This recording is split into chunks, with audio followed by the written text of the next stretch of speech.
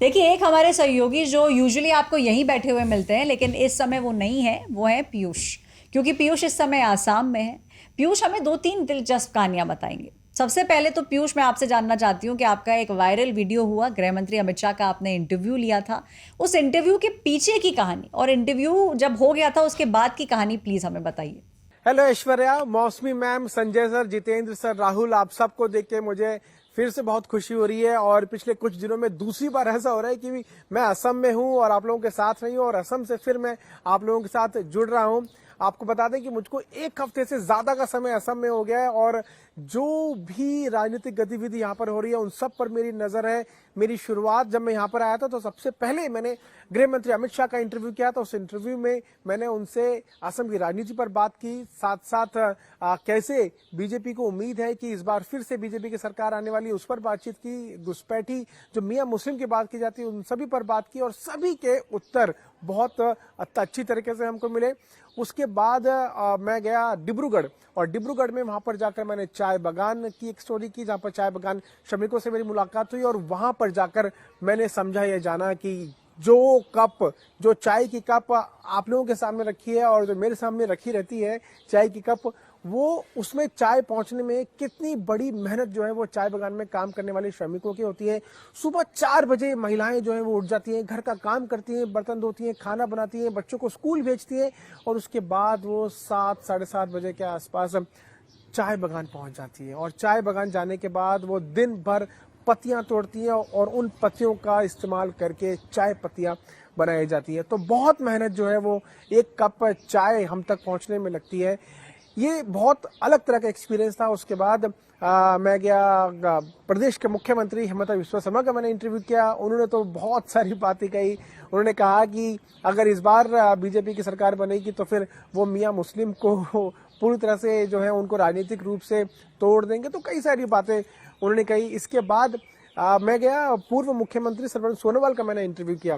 लेकिन यहाँ पर थोड़ी सी मेरे को प्रॉब्लम हो गई, और वो प्रॉब्लम जो है थोड़ी पर्सनल है। हुआ क्या कि जब उनका इंटरव्यू करने के लिए हम जा रहे थे तो फिर रास्ता काफी लंबा था, एक जगह से दूसरी जगह जाना था, कैंपेन चल रहा था, और कैंपेन में उनको एक जगह पहुंचना था समय पर, और उनके पीछे हमारी गाड़ी भी लगी हुई थी। इसी बीच जो है मुझे वॉशरूम लगा। लेकिन जब कोई हाई प्रोफाइल ट्रैवल होता है तो उसमें अगर आप 1 मिनट भी रास्ते में रुक गए तो फिर वो गाड़ी निकल जाएगी, और फिर आप उनको नहीं पकड़ पाएंगे। और हम रास्ते भर जो है इंतजार करते रहे कि कब सर्बानंद सोनोवाल जो है वो एक जगह पहुंचेंगे, और कब हम उतरेंगे, और फिर हम जो है वो रैली को कवर कर पाएंगे, और फिर कब हम वॉशरूम जा पाएंगे। तो लगभग 4 से 5 घंटा हमको वॉशरूम जाने के लिए वेट करना पड़ा। ये कैंपेन कवर करने के बाद जब मैं होटल पहुंचा, तो उसके बाद मैं जब लिफ्ट में चढ़ा तो लिफ्ट में मेरे साथ 2 लोग और थे। उन्होंने कहा कि अरे यार, वापस दिल्ली जाना है, यहाँ पर जिम नहीं है, यहाँ पर खाने पीने की सुविधा नहीं है, बहुत दिमाग खराब हो गया है। तो मैंने अपने सहयोगी अंकित सिंह से कहा कि भाई, आप भी जिम जाते हो, ये भी जिम जाते हैं, और इनको जिम की जगह नहीं मिल रही, आप लोगों को कैसा महसूस हो रहा है? तो फिर उन्होंने हमसे कहा कि आप लोग कहाँ से आए? तो हमने बताया कि हम लोग दिल्ली से आए हैं, हम लोग आज तक से हैं, हम चुनाव कवर करने के लिए आए हैं।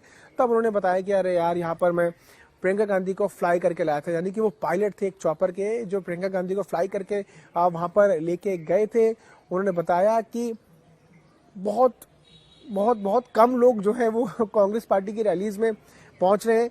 प्रियंका गांधी को देखने के लिए लोग जरूर पहुंच जाते हैं, हेलीकॉप्टर को देखने के लिए लोग पहुंच जाते हैं, लेकिन बहुत अलग तरीके का कैंपेन जो है वो कांग्रेस पार्टी का चल रहा है, ऐसा पायलट ने बताया।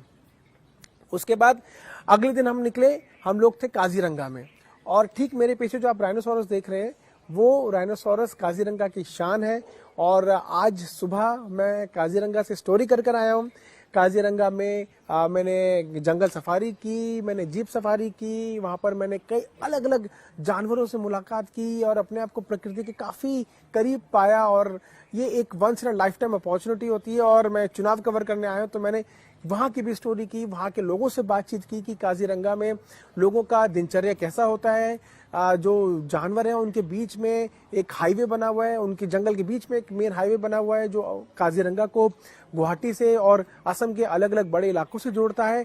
तो उन्होंने मुझे बताया कि कैसे जब बाढ़ आ जाती है तो कई जानवर तो सड़क पर आ जाते हैं, कई बार ऐसा होता है कि वो घर में सो रहे होते हैं और साथ वाले खेत से जो है हाथी गुजर रहे होते हैं। कई बार वो देखते हैं हिरन जो आ जाता है। कई बार वो देखते हैं कि उनके घर के चारों तरफ जो है वो घर के बाहर राइनोसोरस पहुंच जाते हैं। तो इस तरह का जीवन काजीरंगा में जो लोग रहते हैं उनका होता है। बहुत बड़ा इलाका है, नेशनल पार्क जो है वो काजीरंगा है और इसीलिए काफी भारी संख्या में यहाँ पर जो है जानवर रहते हैं और अलग अलग तरह के पक्षी, जानवर, इन सभी से आज हमारी मुलाकात हुई। उसके बाद हम वापस आए और वापस आने के बाद मैंने सबसे पहले इस प्रोग्राम के लिए एक सदरी ली है और ये सदरी जो है पूरी तरह से बता रही है कि कैसे मैं असम के रंग रूप में ढल चुका हूं और गुवाहाटी से लेकर डिब्रूगढ़ से काजीरंगा से अब आगे का सफर कहाँ का होगा वो तो पता नहीं, लेकिन ये जरूर पता है कि मैं और अच्छी अच्छी स्टोरीज लाऊंगा और अच्छी अच्छी बातें आप तक पहुंचाऊंगा। Reporters Off.